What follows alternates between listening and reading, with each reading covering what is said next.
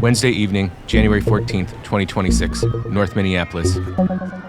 I'm standing in a haze of tear gas, watching ICE and other law enforcement retreat from the area. An ICE officer has shot a man on this street, and there is a large crowd that has formed in response. Minneapolis is on edge. Earlier that morning, we start the day on the south side of the city, looking to document more ICE and Border Patrol activity. We've heard that they are now going door to door, asking for papers, sometimes even breaking into homes. We're hoping to find them and document this activity. That morning, we quickly find a convoy of cars on Lake Street.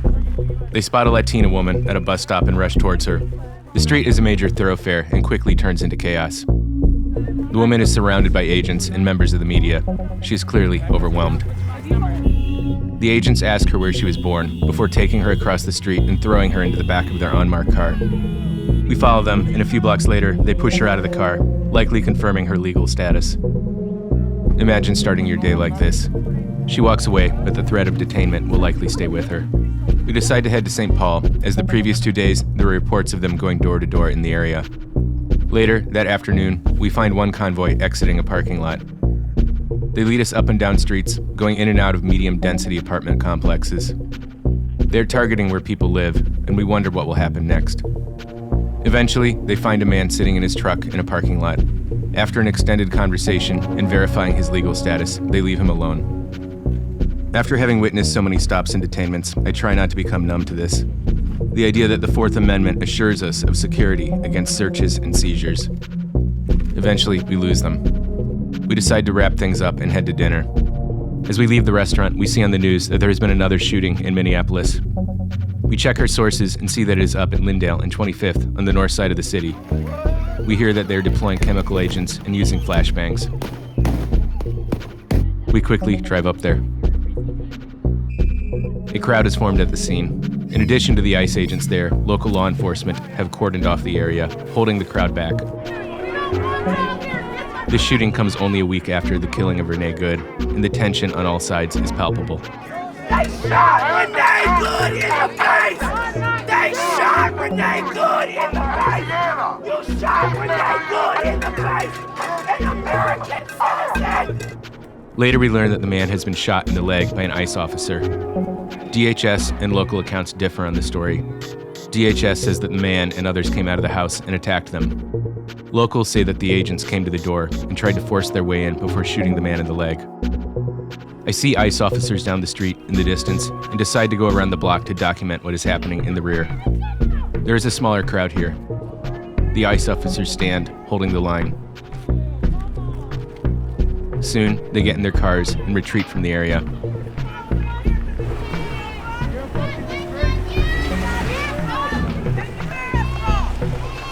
I slowly walk down the street where they had just been. In the darkness, I get a sense that law enforcement is jumpy, so I approach cautiously. As they walk down the hill, away from the crowd, they yell, "Hurry, the crowd is coming." Gotta go. The crowd is coming. Gotta go. An agent points his pepper spray at me and yells for me to move back. In the mayhem, an agent runs towards a car, only to be left behind. He quickly turns around and runs back towards his group before finding another car to jump into. There's chaos and disorder everywhere. As they make their exit, they deploy more tear gas, casting an eerie haze through the streetlights. As I watch a large vehicle roll out, I can't help thinking that this all feels like a military occupation. After all the agents have left, I walk back towards the protesters as they celebrate the ICE retreat. They shoot off fireworks and chant, "Whose streets? Our streets." At least 3 ICE cars have been destroyed. Watching this all, the state of the country seems untenable. As the government continues to ratchet up its use of force, communities stand stronger in opposition.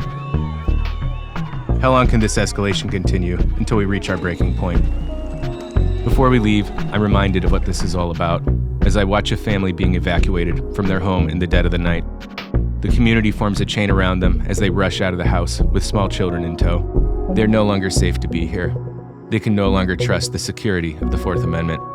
The American dream has failed them.